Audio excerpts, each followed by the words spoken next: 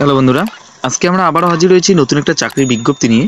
আজকে আমরা যে বিষয় নিয়ে আলোচনা করব, রাজ্যে কিন্তু আবারও মাধ্যমিক পাশ ও উচ্চ মাধ্যমিক পাশে কিন্তু হোমগার্ড নিয়োগের বিজ্ঞপ্তি প্রকাশ করা হয়েছে। এখানে যেটা বলা হয়েছে, বিভিন্ন জেলায় কিন্তু নিয়োগ করা হচ্ছে। প্রতিটি জেলা থেকে কিন্তু ছেলে মেয়ে এখানে উভয় আবেদন করতে পারবেন। তবে আজকে আমরা এই ভিডিওতে বিস্তারিত আলোচনা করব কিভাবে আপনারা আবেদন করবেন, লাস্ট ডেট কি বলা হয়েছে, কি অফিসিয়াল নোটিফিকেশন রয়েছে, কিভাবে আপনারা নিজের মোবাইল দিয়ে একে একে আবেদন করবেন, সম্পূর্ণ প্রসেস একে একে আজকে আমরা এই ভিডিওতে সম্পূর্ণ শেয়ার করব। আপনারা যদি ডাব্লিউবি জব নিউজ চ্যানেলটিতে নতুন হয়ে থাকেন, চ্যানেলটিকে অবশ্যই সাবস্ক্রাইব করে বেল আইকনে ক্লিক করে রাখবেন এরকম নতুন নতুন চাকরির খবর সবার আগে পাওয়ার জন্য। তো এখানে যেটা বলা হয়েছে, এখানে কিন্তু 10,000-এরও বেশি শূন্য পদে নিয়োগ করা হচ্ছে। পশ্চিমবঙ্গের প্রতিটি জেলা থেকে কিন্তু এখানে আপনারা আবেদন করতে পারবেন। তো চলেন বিস্তারিত আলোচনা করি। তো এখানে যেটা বলা হয়েছে, সবার প্রথমে পদের নাম।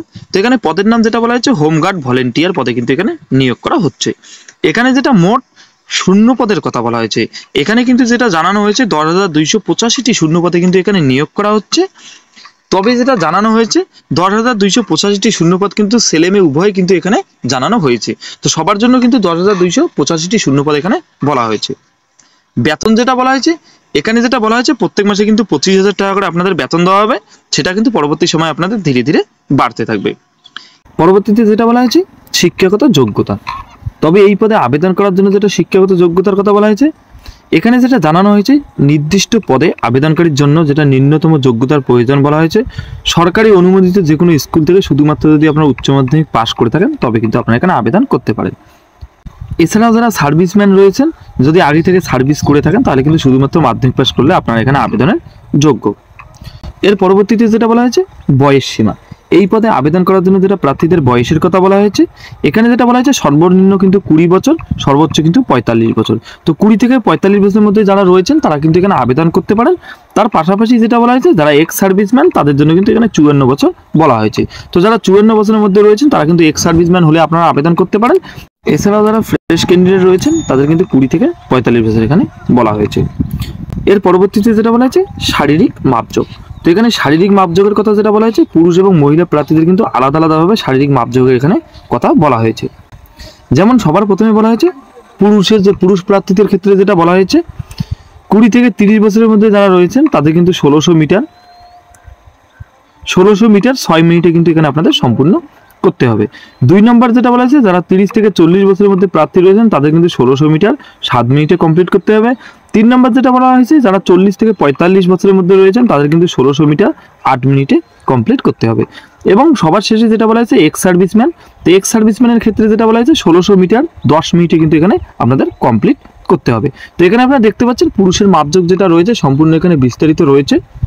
এর পরবর্তীতে যেটা বলেছে, মহিলা প্রার্থীদের ক্ষেত্রে যেটা এখানে জানানো হয়েছে, 20 থেকে 30 বছরের মধ্যে যেসব মহিলা প্রার্থী রয়েছেন তাদের 1600 মিটার 8.2 মিনিটে কিন্তু কমপ্লিট করতে হবে। 30 থেকে 40-এর মধ্যে যারা রয়েছেন তাদের 1600 মিটার কমপ্লিট করতে হবে 9.4 মিনিটে। 40 থেকে 45 বছরের মধ্যে যে সমস্ত মহিলা প্রার্থী রয়েছেন তাদের 1600 মিটার 10 মিনিটে কমপ্লিট করতে হবে। এবং এক্স সার্ভিসম্যান যেসব মহিলা রয়েছেন তাদের 1600 মিটার যেটা বলা হয়েছে 12 মিনিটে এখানে সম্পূর্ণ করতে হবে। এর পরবর্তীতে যেটা বলা হয়েছে, আবেদন মূল্য। তো এখানে আবেদন মূল্য যেটা ধার্য করা হয়েছে, সবার মিলিয়ে কিন্তু 100 টাকা করে এখানে আবেদন মূল্য ধার্য করা হয়েছে। তো এখানে কিন্তু কোনো রকম SC ST OBCদের কোনো রকম ছাড় দেওয়া হয়নি। তো আবেদন মূল্য কিন্তু সবার জন্য এখানে 100 টাকা করে ধার্য করা হয়েছে। এর পরবর্তীতে যেটা বলা হয়েছে, নিয়োগের প্রক্রিয়া। তো এখানে কিভাবে আপনাদের নিয়োগ করা হবে, এখানে যেটা বলা হয়েছে, প্রধানত কিন্তু 2টি ধাপের মাধ্যমে এখানে আপনাদের নিয়োগ করা হবে। ফিজিক্যাল মেজারমেন্ট টেস্টের মাধ্যমে এবং দ্বিতীয় ধাপ যেটা বলা হয়েছে, লিখিত পরীক্ষা অন্যান্যর মাধ্যমে কিন্তু এখানে নিয়োগ করা হচ্ছে। তো সবার প্রথমে আপনাদের ফিজিক্যাল টেস্ট করা হবে।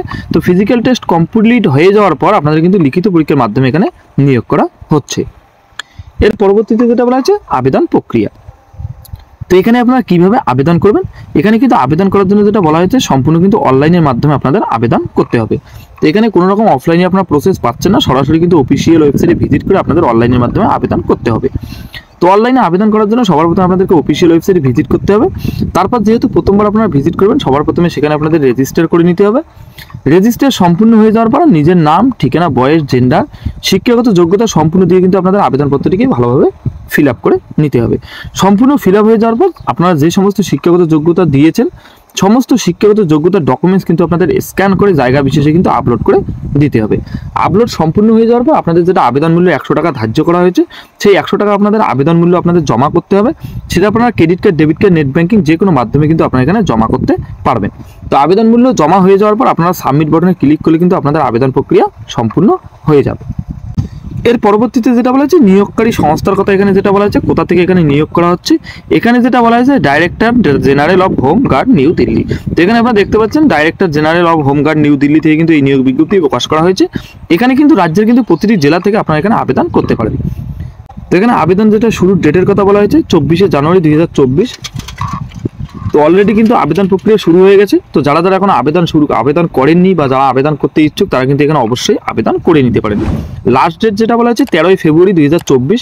তো এখানে ফেব্রুয়ারি মাসের 13 তারিখ পর্যন্ত কিন্তু এখানে আপনারা আবেদন করার সময় পেয়ে যাচ্ছেন। যারা যারা এখানে আবেদন করতে চাচ্ছেন বা যারা যারা এখানে আবেদন করতে ইচ্ছুক অবশ্যই এখানে অফিসিয়াল ওয়েবসাইটে ভিজিট করে আপনারা আবেদন করতে পারেন। তো অফিসিয়ালের যেটা লিঙ্ক রয়েছে আমি ডিসক্রিপশনে দিয়ে দেবো। এছাড়াও আমার হোয়াটসঅ্যাপ এবং টেলিগ্রাম গ্রুপে আপনারা পেয়ে যাবেন, সেখান থেকে সরাসরি আপনারা আবেদন করতে পারবেন। তো এছাড়াও আপনার নিজের মোবাইল দিয়ে কীভাবে আবেদন করবেন, কী নোটিফিকেশন রয়েছে সম্পূর্ণ বিস্তারিত জানার জন্য আমার হোয়াটসঅ্যাপ এবং টেলিগ্রাম গ্রুপে জয়েন হতে পারেন। ডিসক্রিপশনে লিঙ্ক দেওয়া রয়েছে, সেখানে ক্লিক করে সরাসরি আপনারা গ্রুপে জয়েন হতে পারেন। পরবর্তীতে আমরা চলে এসেছি অফিসিয়াল নোটিফিকেশনে। তো এখানে আপনারা দেখতে পাচ্ছেন সম্পূর্ণ কিন্তু এখানে বিস্তারিত দেওয়া রয়েছে। তো আবেদন করার যেটা লিঙ্ক রয়েছে এখানে দেওয়া রয়েছে নোটিফিকেশনে, আপনারা অবশ্যই এখান থেকে আপনারা আবেদন করতে পারেন। তো আমরা যে বিষয় নিয়ে আলোচনা করেছি সম্পূর্ণ কিন্তু এখানে বিস্তারিত দেওয়া রয়েছে। তো আপনারা চাইলে একে একে দেখে নিতে পারেন। তো আমরা যেটা রানের বিষয় নিয়ে আলোচনা করেছি মেল ফিমেল ক্যান্ডিডেট সম্পূর্ণ এখানে বিস্তারিত দেওয়া রয়েছে। তো আপনারা নোটিফিকেশনে অবশ্যই পেয়ে যাবেন। এছাড়া যদি আপনাদের আবেদন করতে কোনো রকম অসুবিধা হয় অবশ্যই আমাকে কমেন্টস বক্সে জানাতে পারেন, আমি যথার্থ চেষ্টা করব আপনাদের উত্তর দেওয়ার জন্য। এই নোটিফিকেশনটি পাওয়ার জন্য আমার হোয়াটসঅ্যাপ এবং টেলিগ্রাম গ্রুপে জয়েন হয়ে যান। আমি সেখানে নতুন নতুন সমস্ত চাকরির আপডেট দিয়ে থাকি, সেখান থেকে আপনারা সমস্ত চাকরির নোটিফিকেশন ডাউনলোড করে নিয়ে দেখতে পারেন। তো এই ছিল আজকে কিছু গুরুত্বপূর্ণ আপডেট। দেখা হচ্ছে পরবর্তী একটা নতুন চাকরির খবরে। ততক্ষণের জন্য ভালো থাকবেন, সুস্থ থাকবেন। ধন্যবাদ।